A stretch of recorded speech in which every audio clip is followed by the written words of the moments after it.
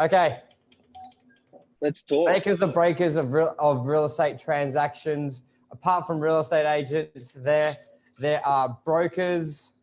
You've got valuers, lawyers, conveyancers. There's a lot of people who are involved in the transaction. Generally, the real estate agent is the face of the transaction, and they do have a big influence, but there's a lot of third-party influences of a transaction. So how can Mark, let's go through them. How can a lawyer fuck it up? A lawyer can stuff it up by overcomplicating things. And believe it or not, a lawyer sometimes can be a great lawyer, but a bad business person. Yep. So they can be super good at reading the contract and lose the property for the client. No good. No good. They sort of like overthink it and they don't look at the bigger picture. I think time's a big one as well. Some solicitors and lawyers can take a long time to review the documents or come back with little stuff as well, where it could, sometimes it's really petty. And to a lot of conveyancers on the other end, it can really piss them off and it can really hamper a transaction. And just lose the deal, you know, and then it's great that you've got a great lawyer, but you've got no property. Yeah. So how would, if you're a buyer, what would you say to your lawyer? Would you give them a brief saying, this is a really rare property, unless it's major and basically, unless it's major, let's streamline this contract process. I've got my finance in order. I really want the property. Like, what would you do? Look, I also think going off recommendations, like if you're getting recommended to a phenomenal lawyer, if you're getting recommended to a phenomenal broker, if you're getting recommended to a phenomenal agent, your odds are better than picking up, than Googling someone and then you're going with them because they were the cheapest rate, or going with them because they came up first on Google. You can turn those tellies down with the remote, by the way. Right, it's on zero. Sorry, there's 4 TVs. There's 4 TVs, mate. Yeah.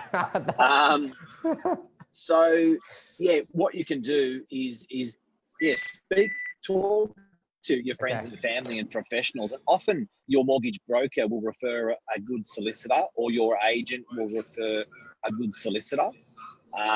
So those recommendations go a long way into getting a real nice tight deal and a deal that's going to be more fluid.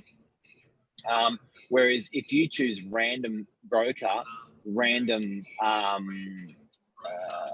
also bank valuers come into this, random solicitor, your odds of having a really smooth, great transaction are going to be really much harder. Yeah, so I think the best thing is to, as much as you've also got to remember, if you want the property, the agent also wants to sell the property. So they're going to guide you to a lawyer that's going to help facilitate it as well. Always ask the real estate agent for 2 recommendations so you don't feel like they're swaying you in one direction or not. So I think that's a really good one. And don't be afraid to ask the agent, or even ask another agent that you've had dealings with that open properties. Like, at the end of the day, if you're buying a property, you've seen multiple properties, met multiple agents, call them up and just say, hey, what lawyer would you recommend to help me with this transaction? Good morning, Luke. Good morning, Jeff. Thanks, Jeff, for the compliment on the haircut. Lads. Also, what about... let's talk about Luke. Buyer's agent's another person that can come into that transaction to make the transaction do really well or do really bad. You can get a buyer's agent in there that thinks they're a lawyer, a real estate agent, that blows up the deal, or you can get a buyer's agent in there that actually facilitates. We just did one the other day and made the deal silky smooth. Yeah, that's right. Like, we've had experience, and Luke, you'll relate to this as well. Like, some buyer's agents, there's some that really work with the agent, I think it's more if they got that local knowledge, where sometimes they, try and overcomplicate the deal and not nitpick. Like, I understand they're working for the buyer, but in an area, especially Northern Beaches, very low supply, still high demand. I think our clearance rates were 82, 85% on Saturday. So Like it's one of those properties going, you can nitpick them as much as you want, but what's more important, getting the property or missing out the property. So that's a big one. But I think when you align yourself with a great buyer's agent, geez, it's good. Especially when it really makes the transaction, say a first home buyer, where that can be a really long lead time from when they see it to when they engage or when they exchange, just because they've just got their guard up. They just feel like no one's on their side because the agents are working for the vendor. As much as we try and help them through, you can just, a lot of the time they take what you say with a grain of salt. And then when a buyer's agent's helping them through it, it's just smooth and everyone gets what they want. The vendor sells it, the buyer buys it, the lawyers, even when the best thing I find when a buyer's agent's involved for the buyer, it's not the dealings with the real estate agent. It's also the communication with the vendors, with the buyer's lawyer. And when that lawyer knows it's coming from the representative of the buyer, I find it works really well. So that's a big plus as well. Valuers. I think valuers are sort of like the unspoken deal makers or breakers of real estate. Yeah. Look, and guys, what we're talking about this morning, just to sum up, is the people behind the real estate transaction that are not real estate agents. And the people that make up that real estate transaction are super important and collectively even more important than the real estate agent. Do you know what I mean? Because we'll broker the deal and the bank valuer will blow up the deal. The lawyer will blow up the deal, or the buyer's agent will blow up the deal if everyone's not on the same page and good at what they do. So that's what we're talking about this morning. So Michael, you're saying how do bank valuers facilitate a deal or blow up a deal? Mortgage brokers is another one. 100%. So my experience, I was with a valuer. Well, first of all, if you're an agent out there, be friendly, be helpful. When these guys call you for information, give them as much as you can. Go above and beyond to do so. And the one thing you do and the one thing you say at the end, going, would you mind sending me their comparables? I know I know residential may not apply as much because a lot of the data, or you think a lot of the data is out there. I'm sure the valuer has a lot more data than what you have. So be friendly, give them the information, ask for something back in return. They're happy to do so. I was with a mate who's a really good valuer in the area, and he goes, you'd be surprised who are the most friendliest to us. And I was like, what do you mean? And he goes, well, the top tier agents who you would think are too busy, they give us the most amount of time of the day. They're sharing as much data as they can. We're sending them data. He goes, the people who are the biggest dickheads are the second tier, third tier agents who are doing not much in deals or think they're doing a lot. He goes, they're the rudest, and that, like, he goes, you'd be very surprised. And where that sparked that conversation.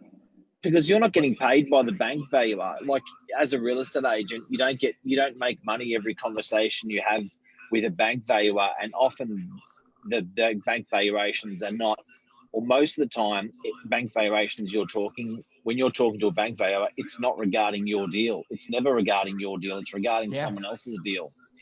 Yeah, and what sparked 100%. And what sparked the conversation with him was this week I've had probably 2 or 3 referrals, 4 deals. One was about 2 mil and one was 8 mil, and that came directly from valuers. So they were either a buyer's agent or a city agent asking around, going, who should I deal with on the beaches?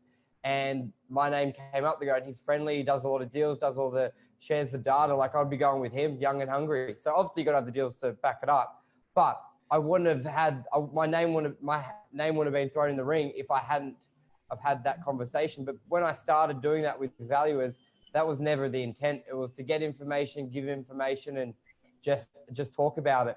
And then even like that medical center in French's Forest, Mark, that we transacted on, basically they originally went for, it was R2 zoning with a DA for residential. And this is where it goes, how they can make or break a deal. They went for a residential loan initially. The VAL came in at 1.1. We had a purchase price of 2,155. So it was $1 million under that resi valuer. Then they switched to a commercial loan. we had a commercial valuer that we had relayed a lot of information. So they knew the data one, we knew each other, which then I was able to give him a lot of data. We shared data in the past. He knew the data I was giving was relevant and to basically make it stack. And I think the vow came in a little bit over under a medical usage, but that's how a real estate agent can work with a valuer to make a deal happen. Like our last vow was $1 million under. So that deal was never going through. So you can be a purchaser. You've spent 6 months looking for a property, which maybe this guy was in that boat.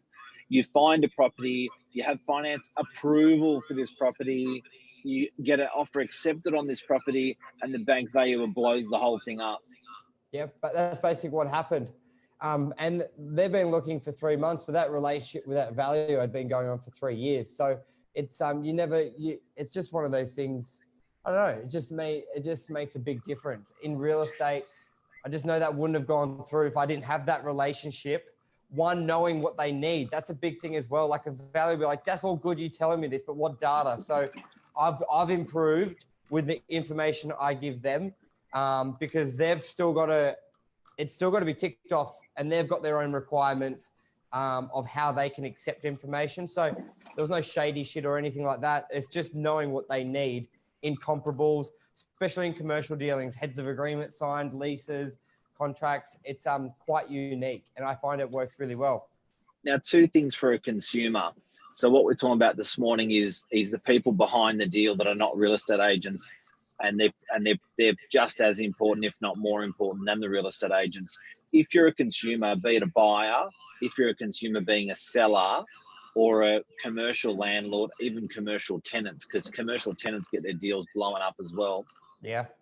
How do you actually choose? How do you make sure you're well equipped to go into the transaction so your deal doesn't blow up with these people? So you would have your lawyer on standby. A good lawyer, a lawyer that's recommended by someone that you know for doing these types of transactions. And what else? I would also have the broker, your pre-approval, or at least armed with your information. There's nothing worse than you find the property and you haven't given your broker, you don't even have the pre-approval underway. You haven't even given him all the information. And a good broker, a broker that's recommended by friends, family, real estate agent, and a broker that's known to do these styles of transactions. There's no use using a broker that's never sold an off-the-plan property, done finance for an off-the-plan property.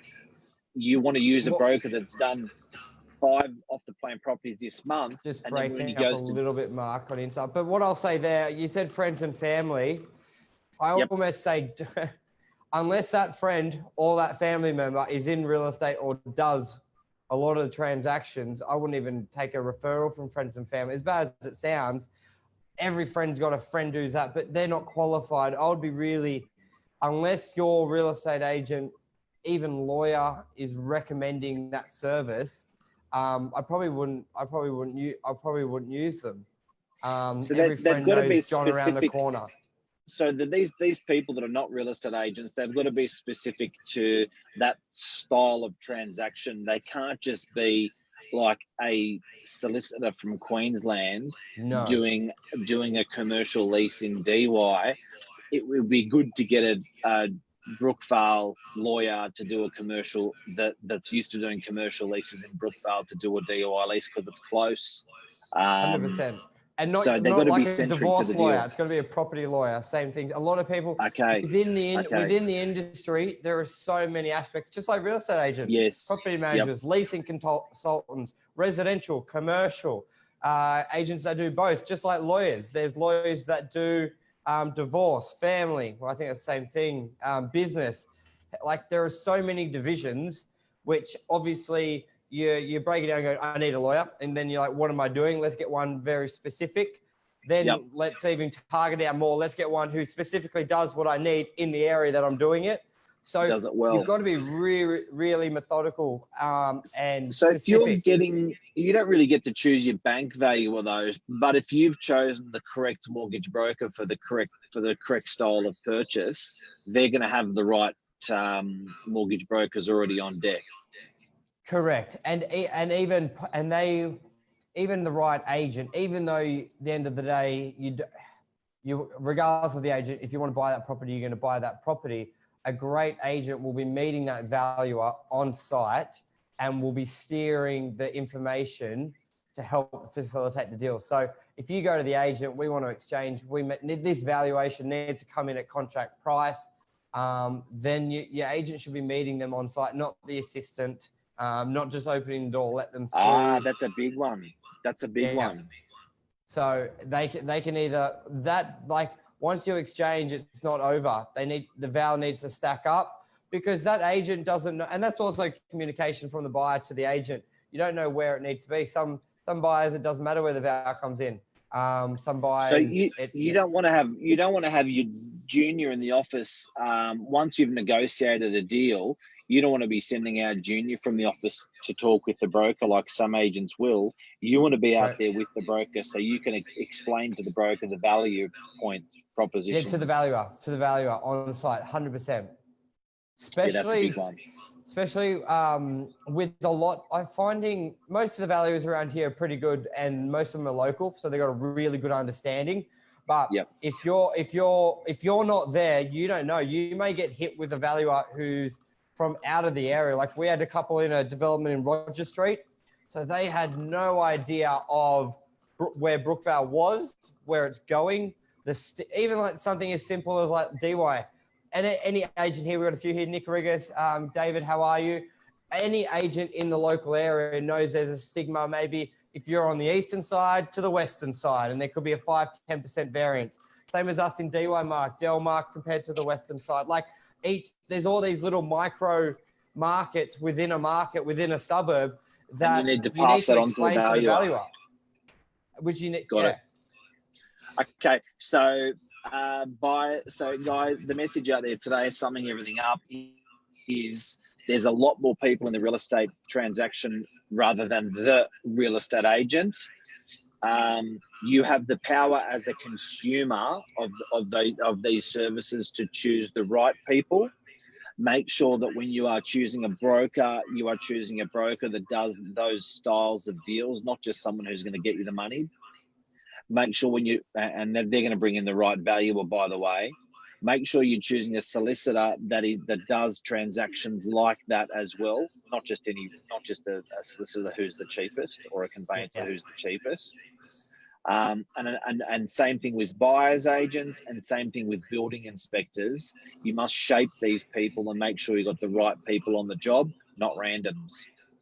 Correct. I think that's very good. A good round of applause.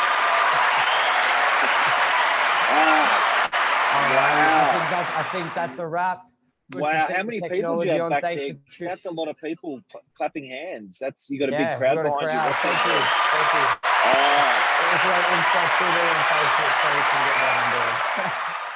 Alrighty, so we've got tonight, we've got Monday Night Rant. We'll have that will be 8 o'clock on Facebook, this channel as well. And then all these talks will be on our podcast. So nothing will be missed.